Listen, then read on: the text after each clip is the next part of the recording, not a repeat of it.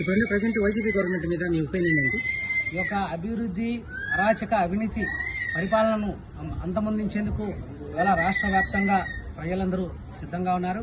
ఇవాళ రాజశేఖర రెడ్డి గారి తనయుడు నేను ఉన్నాను, నేను విన్నాను అని చెప్పి ఆయన మాయమాటలు చెప్పి ఓట్లు ఇచ్చుకొని ఇవాళ 5 సంవత్సరాల పరిపాలనా కాలంలో యువతకు కావచ్చు, పారిశ్రామికంగా కావచ్చు, కర్షకులు కావచ్చు, ఏమీ చేయలేని పార్టీ ఏదంటే వైసీపీ పార్టీ అని చెప్పుకునే విధంగా ఇవాళ ప్రజలు చర్చించుకుంటా ఉన్నారు. వాళ్ళు అనేక సంక్షేమ పథకాలు అమలు చేస్తున్నాము, మనకే ఓపీనియన్ అంటుంటారు కదా, దాని మీద ఒపీనియన్ ఏంటి? ఆయన అనేక సంక్షేమ పథకాలు సంపదను సృష్టించాల్సింది గురించి సంపదను తమ సంక్షేమ పథకాలకు పంచడమే పరమావధిగా పెట్టుకుని ఇవాళ పరిపాలన కొనసాగిస్తున్నటువంటి ముఖ్యమంత్రి గారు 5 సంవత్సరాల కాలంలో ఏనాడు కూడా ఒక్క ప్రెస్ మీట్ పెట్టుకోకుండా, ఏ ఒక్క విలేకరి యొక్క అభిప్రాయం తీసుకోకుండా నియంత్రణ వ్యవహరించినటువంటి ముఖ్యమంత్రి ఎవరైనా ఉన్నారంటే అది కేవలం ఒక జగన్మోహన్ రెడ్డి గారని చెప్పి మనము చెప్పుకోవచ్చు.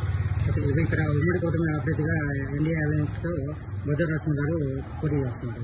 అతని మీద మీ ఒపీనియన్ ఏంటి? బొజ్జా రోషన్ గారి మీద ఇవాళ బద్వేల్ పట్టణంలో ఏ మూల తిరిగి అడిగినా కూడా ఖచ్చితంగా భారతీయ జనతా పార్టీ, జనసేన, టీడీపీ బలపరిచినటువంటి ఎన్డీఏ కూటమి అభ్యర్థి బొజ్జా రోషన్ గారికి మా సంపూర్ణ మద్దతు ఉంటుందని చెప్పి ఎవరిని అడిగినా కూడా ఈ యొక్క వైసీపీ నాయకుల అరాచకాలు, ఈ బద్వేలు టౌన్ లో భూముల కబ్జాలు కావచ్చు, ఫ్లాట్ల కబ్జాలు కావచ్చు, అనేక అరాచకాలకు, అవినీతికి ఉదాహరణగా బద్వేలు నిలిచినటువంటి తరుణంలో ఈ యొక్క బద్వేలు ప్రజలు మార్పు కోరుకుంటున్నారు అనడంలో ఎటువంటి సందేహం లేదు. ప్రతి ఒక్కరు కూడా ఈసారి మార్పు కోరుకుని ఎన్డీఏ కూటమి అభ్యర్థి అయినటువంటి బొజ్జా రోషన్ గారికి పూర్తి సంపూర్ణ మద్దతు ఇచ్చి ఆయన గెలిపించేందుకు సంసిద్ధంగా ఉన్నారు.